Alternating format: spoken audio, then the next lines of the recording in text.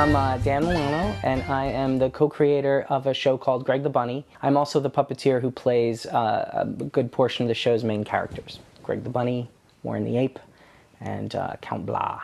And I remember we did a Shakespeare scene in front of Gary Oldman. Drew did arms and I did the head. And Gary Oldman said, he's like, I don't know what I'm more freaked out by, an ape doing Shakespeare or the fact that he's good. Oh, my offense is rank, it smells to heaven.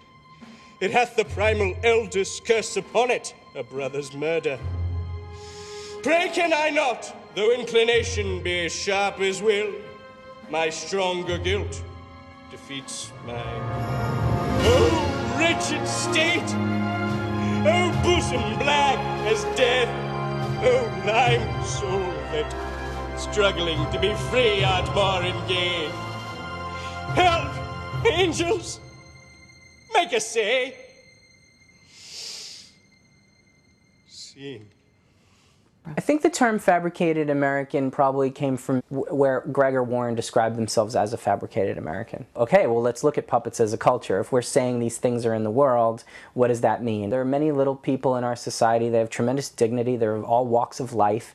And yet, when you see like an achondroplasia dwarf on the subway, there's a tendency to be like, because you don't see them that often. Puppets can't help that their googly eyes spin around. They can't help that they talk in a clownish voice. One of the best lawyers in the country is a puppet. Your puppet went to law school and he was top of his game, but he gets up there and he's like, ladies and gentlemen, let me tell you why my client, and everyone just can't get over it because he may be brilliant, but he's a puppet.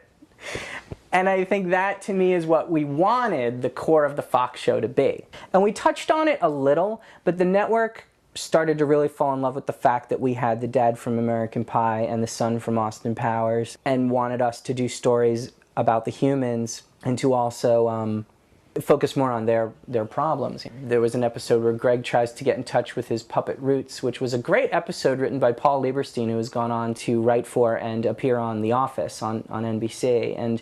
And Jennifer Salata, who wrote a great episode, is on that show as well. And those guys always did that kind of writing, real character-based writing. And I felt that their voices were kind of muffled on our show, as were many of the writers who were trying to do something very real, but kept getting pulled into a very sitcom-y place.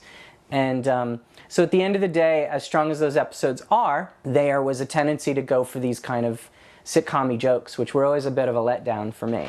And the trick with the puppet is you want to convince the audience that that's a real living thing. So when it talks in sitcom talk and makes these like almost sing-songy punchlines, you feel like you're watching a TV show. You lose that reality.